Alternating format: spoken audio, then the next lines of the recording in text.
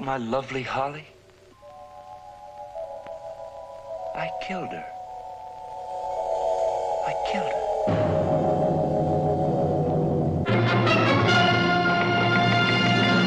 The stories that shock a nation, move them, make them laugh, begin here.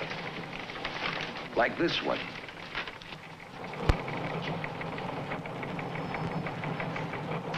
I'm Paul Stewart. At the turn of the century, Theodore Dreiser wrote a book, An American Tragedy, which of course you're all familiar with. And today it's a classic.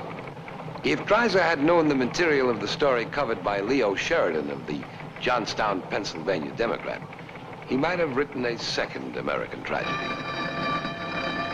They're ready, they're rolling. The presses are rolling on Deadline.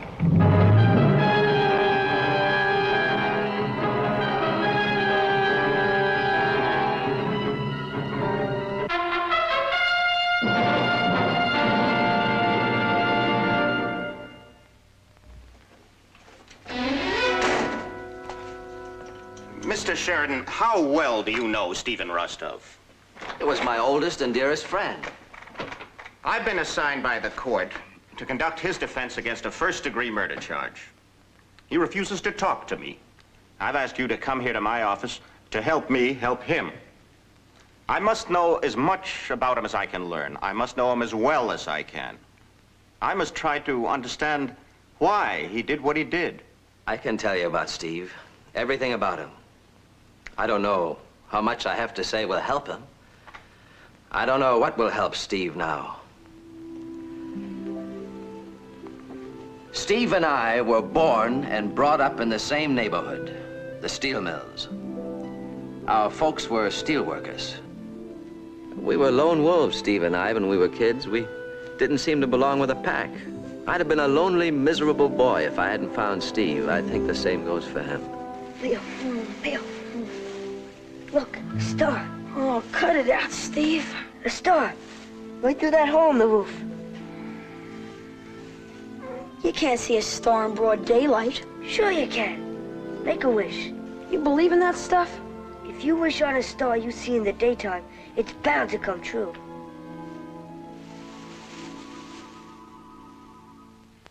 Oh, I was only kidding. yeah, sure. Steve, if you could have anything you wished for, what would you wish? To be all grown up.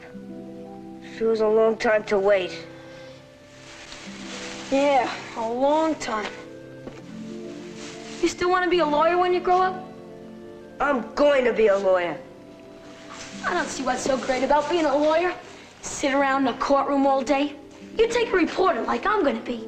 I'll tell you what's so great about lawyers. They defend people and protect them. I don't know. I've heard about some lawyers that... I tell you, there's nothing a lawyer can't do. Everybody listens to him and does what he tells them to do. Big, important men, like the ones that own the steel mills. They can't even make a move unless their lawyers say it's okay. Judges are lawyers, even governors. Why, you can't be president of the United States without being a lawyer first. Look who's talking about being the president. You nuts or something? Nuts? Put him up. Ooh.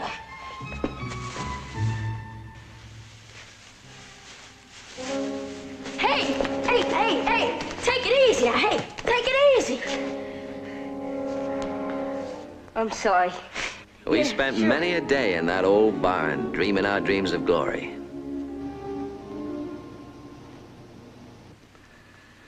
How many times Steve solemnly promised me, when I'm a great and famous lawyer, he said, I'll give you all my news.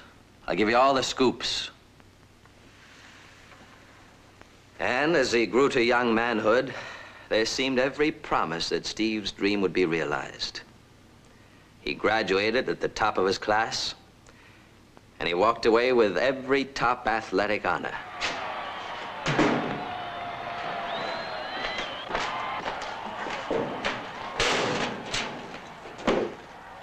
If I could, I'd melt that thing down and buy a penny piece of candy. You think that piece of junk means anything to me? Well, I don't know if it does. I think it ought to. Why? Tell me why. I'll tell you why it means less than nothing. Because old man Harrison acted as if he were touching dirt when he gave it to me, and had to shake my hand. I tell you, he did. Because they didn't want to give it to me. They'd rather it went to one of their sweet-smelling gentlemen from the hill. Me? I got the smell of the steel mill. Me? I come from the wrong side of the track. Those tracks were torn up years ago, but they're still there, you can bet. Steel workers' sons, you and I. But they own the mills. From their mansions on the hill, they look down on our hovels in the valley, and they look down on us in every other way as well. You don't like to hear that, do you? You like to go on kidding yourself that you got a chance in this world. Their world. You keep singing that same old song. All right, have it your way. They hate us. They want to keep us down. But they had to give you this, didn't they? Because you deserved it. And they'll have to give you a scholarship to take you through college and law school because you deserve that, too. What's the matter how they feel about you, so long as you get what you want? I want nothing from them. Not their scholarships, and not their charity. He trampled it all underfoot. His dreams, hopes, the future. He went to work in the mills, feeding a furnace. Well, I went to work as the lowliest and proudest reporter on the Democrat. We didn't see much of one another.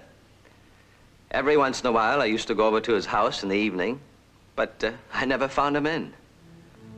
I used to chat with his sister, Kate, and then leave. One of those evenings, something brewing in Kate boiled up and over. You've got to talk to him, Leo. He'll listen to you if he'll listen to anyone. No, Katie. Steve's young. Chances are you're all worked up over a few wild oats he's sowing. Spending every cent he earns on fine clothes and dancing lessons, spending hours in the barber chair and running around with women who don't even know the meaning of the word decency. Now, Kate, that's no way to speak of the fine ladies who live on the hill.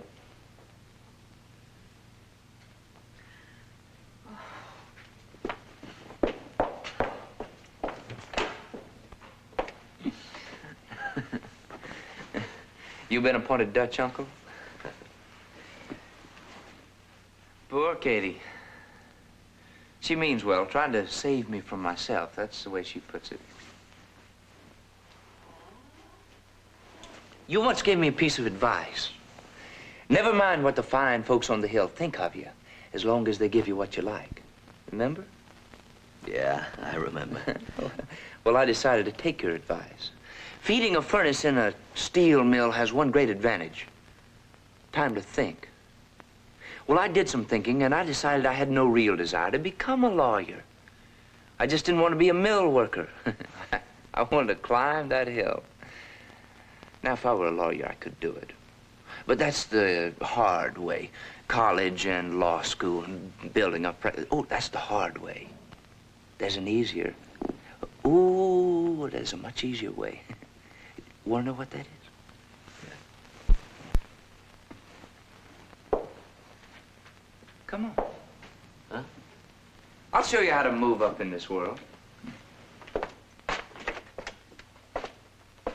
Suits. Custom tailored. Hand sewn. Custom made shirts. Silk ties. Every cent I could make or borrow. It's an investment. The right clothes worn the right way. The proper words spoken into the proper ear. Ooh, that's the easy way to climb the hill. If I follow you, your notion is to marry one of the girls from the hill. Who's going to be the lucky lady? I can pretty well take my pick. You don't believe me? I'd rather not. Name any girl from the hill. Any of them. I'll go to that phone and get a date. Name her. Any one of them. Holly Webster. Holly Webster. Okay, sure. What made you pick her? She's the loveliest, the richest. Hey, remember when we were kids and you were going to marry Holly one day? Hey, what are you doing? Calling Holly Webster. Oh, cut it out. I was kidding. I wasn't. Hello, Holly? Yes, it's me. How are you?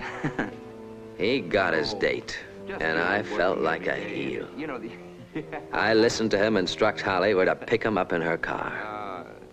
I heard us boast that he was going to see me the next day and tell me his story about the conquest of Holly Webster. Well, he kept that promise. But the story he told me about that date with Holly wasn't the story he expected to tell.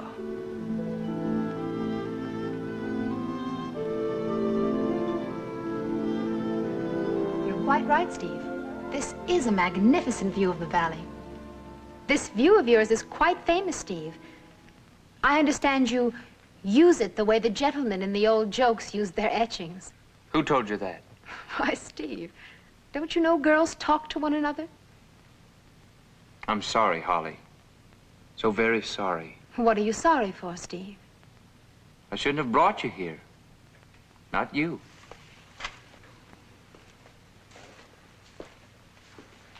Why, Steve? Why not me? No special reason. Steve, we've known each other since high school. We've danced together at parties, had fun at dances and picnics and games, but you never asked me for a date before tonight. Why? I just never thought of it before, I guess. Well, what made you think of it tonight? A friend of mine dared me. I'm grateful to that friend.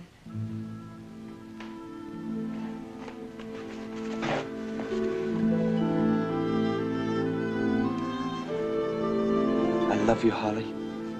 I've always loved you.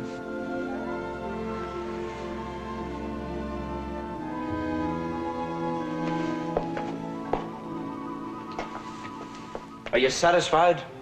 You made a fool of me. Now you can go back to your friends and have a big laugh. You're not a fool, Steve, but you're very foolish. Has it ever occurred to you that I might be in love with you, too, and always have been?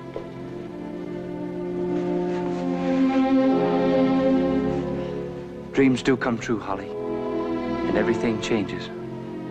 Those steel mills aren't in my way. I can climb right over them. I can do anything, be anything, as long as I have you. So long as I have your love.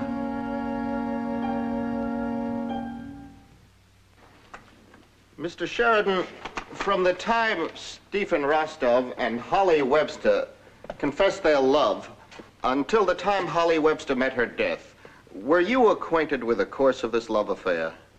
Steve, like most of us, needed somebody to talk to. He talked to me. Steve and Holly used the old barn as their meeting place. They met there every night. Holly? Holly, where are you? Holly! Holly, where are you?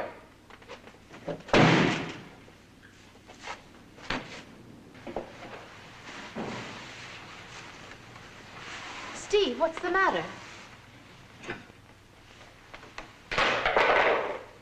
Oh, Steve. Where have you been? I told you I might be late this evening. Not this late. What kept you this late?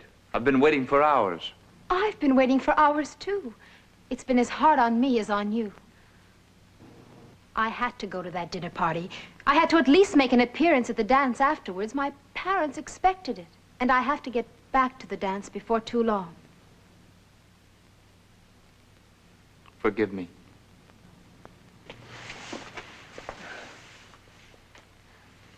Steve, come back to the dance with me. Right now. No, Steve, why do we hide away like this? because I can't stand to see you dance with anyone else. Talk or smile at anyone else. Because it drives me crazy with fear that I'll lose you. Let's announce our engagement. Then they'll all know I belong to you.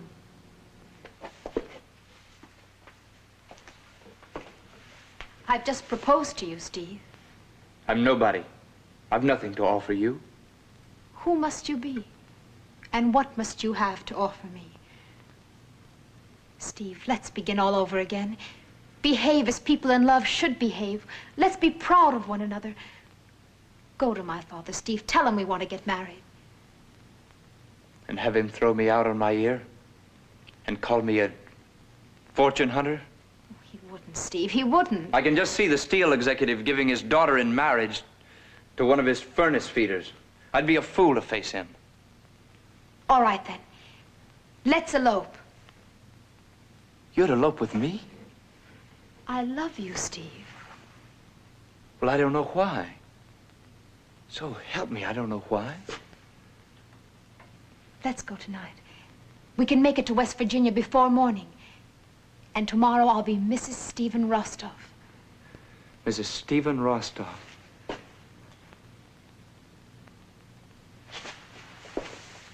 Steve. Mrs. Stephen Rostov. Living in a shack in the valley and wearing cheap clothes. Working her fingers to the bone. Breaking her back. Working herself to an early death. The way my mother did.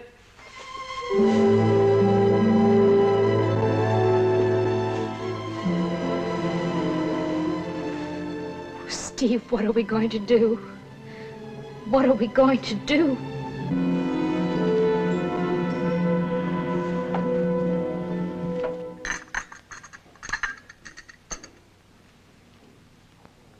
I don't know what's keeping Stephen so long. He's usually home by now. Well, I don't in the least mind waiting. That is, if I'm not inconveniencing you, Miss Rostov.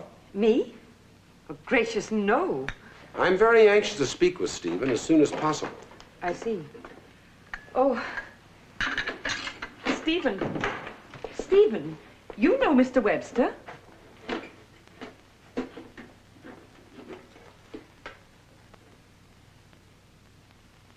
How are you, sir? Very well, thank you, Stephen. I leave you two gentlemen to yourselves. Won't you sit down, sir? Holly tells me you haven't phoned or seen her in almost 2 weeks. She's gone to the old barn every evening, hoping you'd show up there. She's told me all about you, Steve, how deeply she loves you. My only interest is Holly's happiness. She wants you. Very well. I want you for her. You don't believe Holly can be happy with me? She could be, if you will let her. Happy? Living in a house like this? Being looked down on? I've been looked down on all my life and pitied and laughed at. Or were you thinking of keeping me up on the hill like a pet poodle?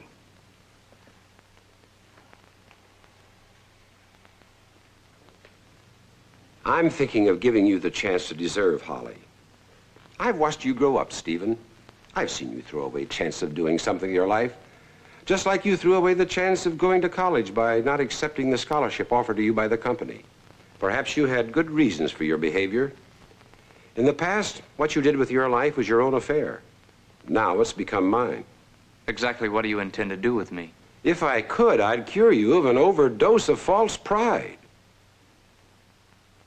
Oh, I don't know what you think the world has done to you, but cure yourself, Steve, for Holly's sake, and I'll help you in every way I can. I want to give you a job, Steve. Not a big, lush, easy job. A small, tough job. But you can work up from that job, and I won't pave the way. You'll be on your own. You can take true pride in yourself, and Holly will be proud of you. Will you take that kind of job? No. Well, why not? I take nothing from you, from anyone. Everyone in this world takes something from someone. Not me. Me, I take nothing. Nothing.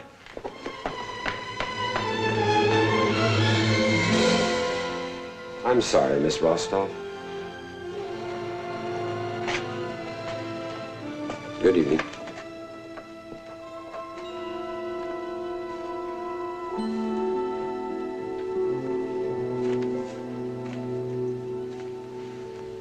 Steve, your sister Kate says you haven't been home very often.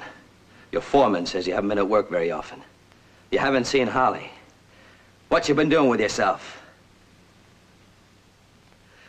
What do you see up there? Hell. Oh, you built it yourself, flame by flame. That's comforting to know. Steve, what do you want? Do you know? What do you want? What makes you trample on everything you want after you get it?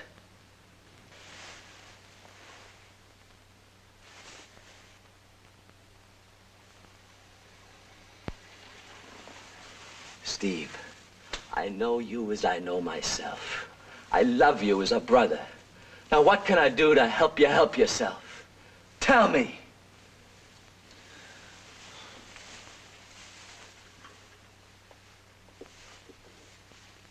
Steve, you're destroying yourself. You're destroying Holly. Now, what you do to yourself is your own business, but you can't drag Holly down with you. Do you hear me?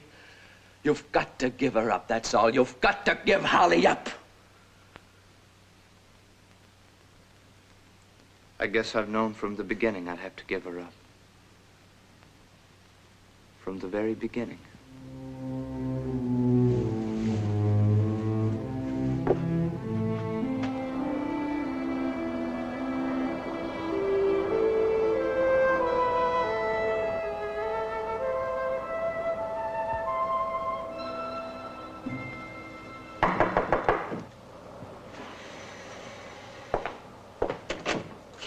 Steve.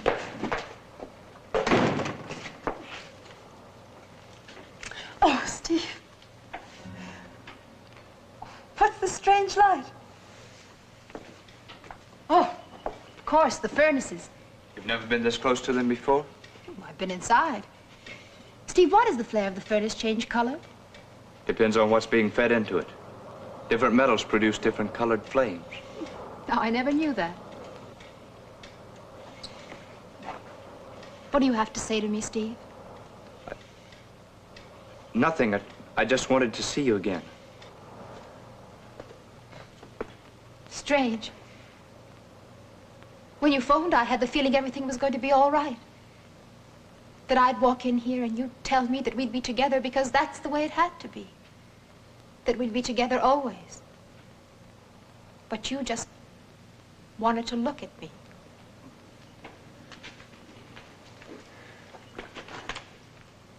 I do have something to say to you.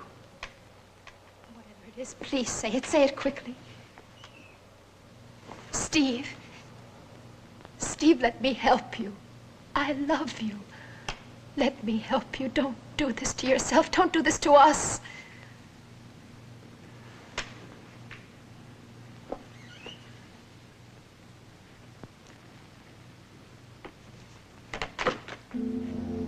Holly!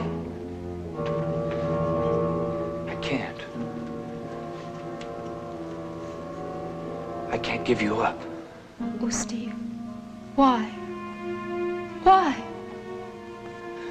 Because I love you and I'm going to give you up. I have to let you go. Because I love you! He struck her again and again. She made no outcry, offered no resistance.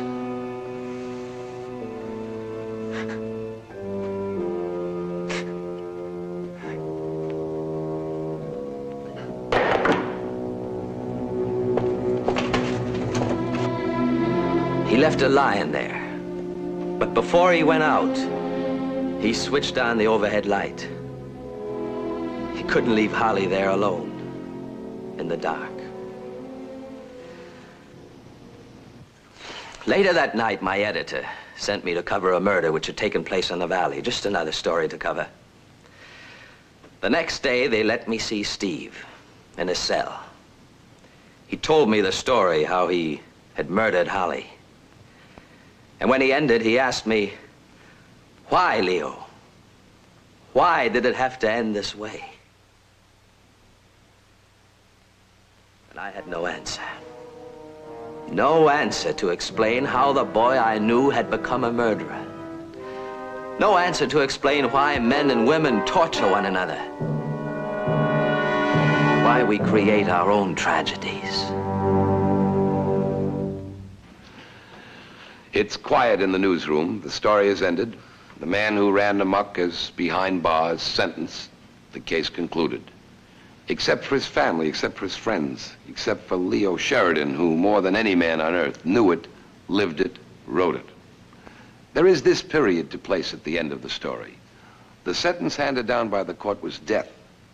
But when the governor of Pennsylvania read Sheridan's story, he commuted the sentence to life imprisonment. Some months later, Leo Sheridan's friend went mad and was removed to an asylum. That was the end of his dream. written to deadline.